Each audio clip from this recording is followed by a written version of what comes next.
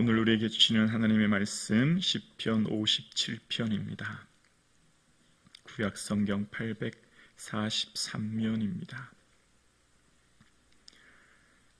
하나님의 말씀입니다. 함께 고백드리겠습니다.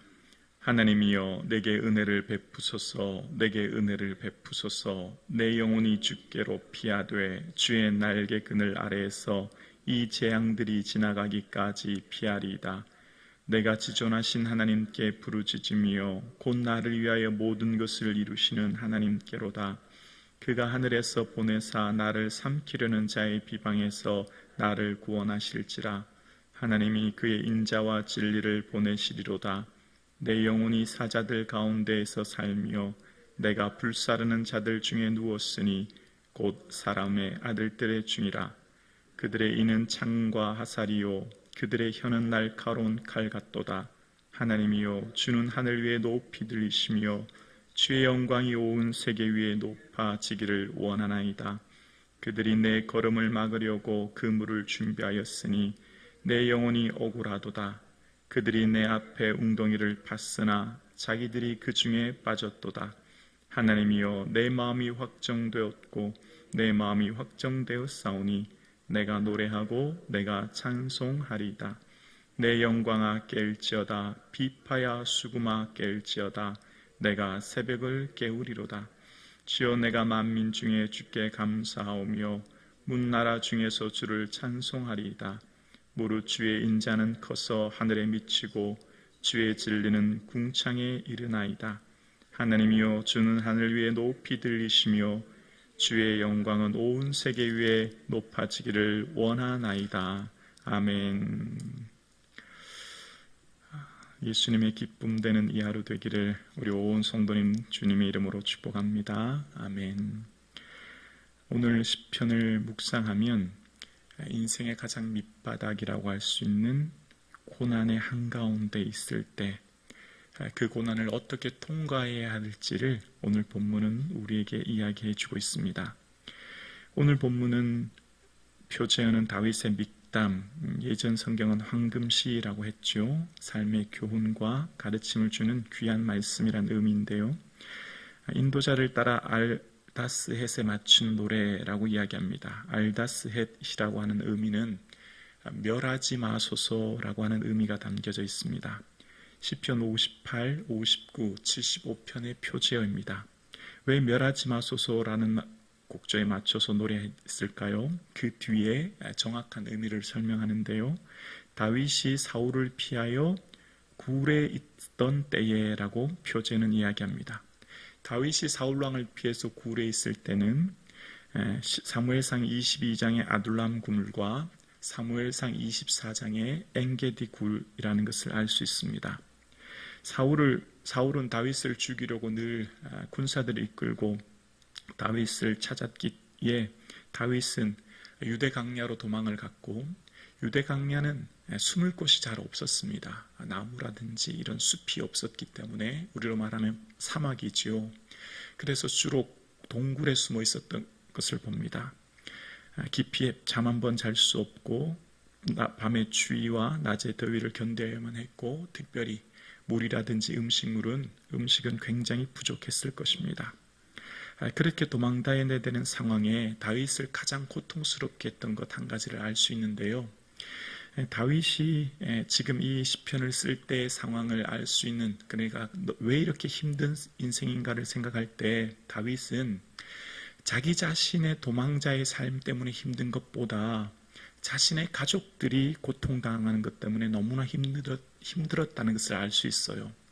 다윗이 아둘람 굴에 숨어 있을 때에 도망갈 때 이 뒤에 다윗은 그 부모님들을 모압 땅으로 망명을 보냅니다. 그때 다윗은 하나님이 나를 위하여 어떻게 하실지 내가 알기까지 나의 부모가 나와서 당신들과 함께 있기를 청합니다 라고 하면서 모압 왕에게 부탁을 해요. 내가 해야 될 일이 무엇인가를 하나님이 내게 깨닫게 하기까지 내 부모님들 당신들이 좀 돌봐주시길 바랍니다 라고 하면서 먼 이방 땅으로 보내야만 했습니다. 다윗은 막내 아들이었고 아마 그의 아버지 이새를 비롯한 어머니는 매우 고령의 나이였음을 추측해 봅니다. 고령의 나이 아들이 어느 순간 한 나라의 반역자가 되었고 그 아들과 함께 도망다니던 이새와 그 어머니는 그 광야길을 가는 것이 무척 힘이 들었을 것입니다. 그래서 다윗이 결정한 것이 바로 먼 이방 땅에 망명 보내야 했던 것이지요. 여러분, 한국 교회사를 보면 일제강점기 시대에 신사참배를 하지 않습니까? 그런데 신사참배를 반대했던 목사님들은 다 한결같이 옥고를 치렀고, 일제는 그런 목사님들을 다 교회에서 파면하도록 총회와 교회를 압박해서 그 목사님들은 대부분 파면당하지 않습니까? 그래서 그때 대부분의 사모님과 아이들은 사택에서 쫓겨나만 했습니다.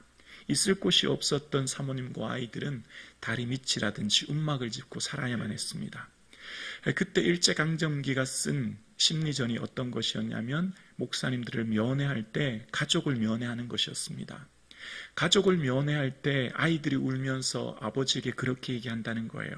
아버지가 얘들아 잘 지냈냐? 라고 물으면 꼬마 아이들이 아빠, 우리 집에서 쫓겨나서 다리 밑에서 자고 있어. 왜 우리는 이렇게 살아야만 해? 라고 울기 시작하면 얼마 지나지 않아 목사님들은 배교하고 그 감옥을 나온다는 겁니다. 다윗이 지금 가장 고통스러운 것은 다윗이 도망다니는 그것보다 부모님들이 고통당하는 것. 얼마 전 자신 때문에 자신의 사랑하는 백성 거룩한 제사장의 죽음을 목격했던 다윗은 이제 그 부모님의 고통을 보면서 너무나 고통스럽고 힘들었을 거예요.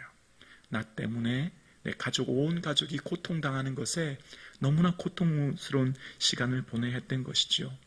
그런데 다윗은 그를 도와줄 사람이 아무도 없습니다. 절대 권력자인 사울 왕은 그를 쫓고 어느 누구도 그를 도와줄 수도 없고 도울 힘도 없는 상황, 절체절명의 절박한 상황을 맞게 된 것이죠. 그때 다윗이 오늘 본문에 이렇게 고백합니다. 1절입니다. 하나님이여 내게 은혜를 베푸소서. 내게 은혜를 베푸소서. 은혜라고 하는 이 헨이라고 하는 히브리어 원어는 왕이나 주인이 종이나 하인에게 자신의 가진 능력을 도울 때 쓰는 표현이에요. 다윗은 자신은 종과 같이 무능하여 연약하여 주의 은혜 없이는 살아갈 수 없은 그 절박한 상황 가운데 하나님께 은혜를 구하고 있는 겁니다.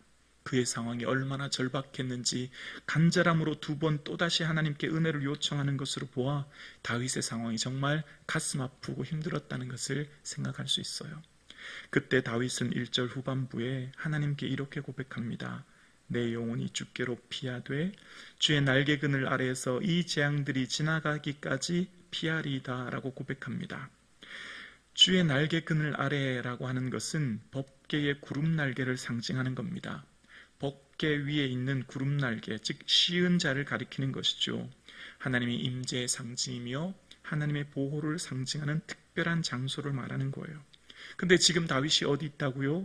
인생의 가장 밑바닥인 동굴입니다.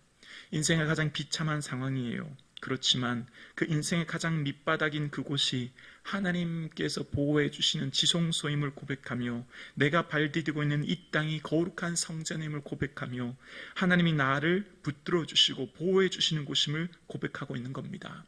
내가 있는 이곳이 하나님의 날개 그늘 아래 있는 하나님의 거룩한 땅입니다 라고 고백하며 하나님의 은혜를 구하고 있는 거예요. 그리고 그 고난의 때 우리 하나님은 어떤 하나님인가를 다윗은 고백하면서 2절에 이렇게 고백하는데요. 내가 지존하신 하나님께 부르짖으며 곧 나를 위하여 모든 것을 이루시는 하나님께로다. 눈물이 마를 날이 없고 내 이 고난이 언제 끝날지 모르는 절박한 상황 가운데 있을 때 다윗은 지존하신 하나님, 가장 높은 곳에 계신 가장 존귀하신 하나님, 그 하나님은 어떤 분이었죠? 나를 돕는 분입니다. 나를 위해 모든 것을 이루어 주시는 하나님이에요. 그 하나님을 의지했던 겁니다. 오늘 함께 예배드리시는 사랑하는 성도님, 여러분의 삶 가운데 도울 자 없는 절박한 상황 가운데 계시다면 지존하신 하나님, 나를 위해 모든 것을 이루시는 그 하나님 바라보는 이 새벽 되기를 주님의 이름으로 축복합니다. 지금 다윗은 어떤 상황입니까? 나를 삼키려는 자들, 나를 불사르는 자들이 나를 공격하는 상황입니다. 그때 하나님께서는 군사를 보내시거나 사울의 마음을 움직이셨다고 고백하는 것이 아니라 하나님께서 보내시는 은혜를 이렇게 3절에 고백하는데요. 그가 하늘에서 보내사 나를 삼키려는 자의 비방에서 나를 구원하실지라. 하나님이 그의 인자와 진리를 보내시리로다. 하나님이 도움과 보내심, 임자는 한결같은 변함없는 사랑이지요. 그 사랑으로 나를 붙들고 계심을, 그러니까 하나님은 지금 내게 눈에 보이는 당장 수천 수만의 군사를 보내시거나 사울의 왕의 마음을 바꾸셔서 공격이 멈춰졌다기보다는 하나님이 나를 도와주시는 그 은혜는 변함없는 그 사랑의 은혜로 나를 붙들고 계셨음을 고백하는 거예요. 4절에 보면 불사르는 자들 중에 누웠다고 이야기합니다. 여러분 생각해 보십시오. 지금 내가 자고 있는 이곳이 불타고 있어요. 온 사방이 불이 났습니다. 그 심정, 그 마음이 어떡할까요? 지금 다윗의 마음이 꼭 이렇습니다. 온 사방이 마치 불타는 집에 누워있는 것 같은 고통스러운 상황 가운데 있어요. 창과 활을 가진 날카로운 칼을 가진 혀를 가진 마치 사자가 양과 같은 먹잇감을 잡으려고 으스렁거리는 이 상황 가운데 놓여 있어요. 너무나 절박하고요, 너무나 고통스러워요.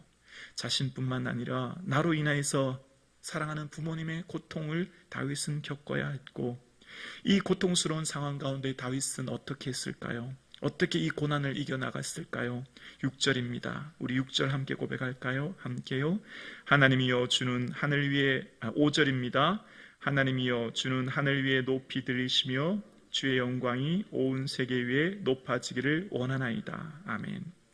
다윗은 왕이 되어서 온 백성들 앞에서 악기들 소리에 맞춰서 하나님을 찬양하는 순간이 아니고요. 지금 모든 사람들의 지지를 받으며 인정을 받으며 사람들과 함께 하나님을 찬양하는 순간이 아니라 가장 절박한 상황. 여러분, 이때 당시 동굴은 동물들이 사는 곳이었거나 광야의 여행객들의 용변 보는 곳이었다는 겁니다. 가장 지저분하고 냄새나는 곳이요. 그곳에 숨어 있을 수밖에 없었고, 그 절박한 상황 가운데, 그 지저분하고 냄새나는 인생의 가장 절박한 상황 가운데 있을 때 하나님은 온 세계 위에 높아지기를 원합니다라고 주님을 찬양하고 있습니다.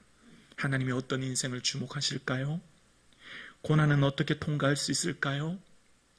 절박한 고난의 상황에 주님을 찬양하며 주님을 바라보며 주님을 높이는 것이죠. 내가 지금 발디디고 있는 이 땅이 가장 인생의 밑바닥이며 가장 지저분하고 냄새나는 이곳이지만 하나님의 영광은 온 세계 위에 높아지기를 원합니다라고 주님을 찬양하는 겁니다. 하나님을 원망하고 불평하여야 될 그 시간에 다윗은 하나님을 찬양하고 있습니다. 지금 상황이 어떻다고요? 6절에 보면 내 걸음을 막으려고 그물을 준비해서 내 영혼이 억울했고요. 내 앞에 웅덩이를 팠지만 그들이 그 웅덩이에 빠졌음을 고백합니다. 그리고 다윗이 찬양할 수 있는 근거와 힘, 어쩌면 오늘 본문에 가장 중요하다고 할 수 있는 것이 7절인데요. 고난의 때 어떻게 주님을 찬양할 수 있느냐? 7절에 우리 고백할까요? 함께요. 하나님이여 내 마음이 확정되었고 내 마음이 확정되었사오니 내가 노래하고 내가 찬송하리다. 아멘. 지금 인생의 가장 밑바닥 가운데 있을 때 다윗은 낙담하며 불평하고 있습니까? 아니면 다윗은 주님을 은혜를 바라보고 주님을 찬양하고 주님을 높이고 있습니까? 후자인 지금 가장 힘들고 고통스러운 시간에 하나님을 찬양하고 있어요. 그 근거는 전능하신 하나님, 나를 위하여 모든 일을 하시는 하나님이죠. 그래서 지금 다윗이 7절에 어떻게 하고 있죠? 하나님이여 내 마음이 확정되었고 라고 이야기합니다. 확정이라고 하는 히브리의 원어는 쿤인데요. 곧장 일어서다, 세우다 라는 뜻이에요. 가장 절망적인 상황, 낙담하여 내 마음이 무너졌고 내 마음이 쓰러져서 더 이상 일어설 수 없는 그 상황이에요. 그런데 그때 그는 마음을 다시금 일으켜 세우는 겁니다. 그리고 마음을 다짐하는 거예요. 하나님을 찬양하고 하나님을 높이기로. 여러분, 가장 절망적인 상황은 내 마음을 다시금 붙들고 일으켜 세우는 시간입니다. 어떻게 해요? 하나님 바라보고요. 지금 절망하고 주저앉아 있는 무너진 내 마음을 다시금 일으켜 세우는 시간, 쿤이 바로 이 시간입니다. 다시금 곧장 내 마음을 일으켜 세워서 하나님을 찬양하는 시간이 바로 지금이에요. 사방에 나를 도울 사람이 없고 내가 지금 냄새나는 동굴의 전체절명의 상황 가운데 있고 내 사랑하는 가족이 나를 인하여 고통받는 그 시간은 마음을 다시금 일으켜 세우는 시간, 바로 지금이 내 마음을 확장하는 시간입니다. 사랑하는 성도님, 지금 여러분의 삶에 도울 자 없고 절망적인 상황 가운데 있지 않나요?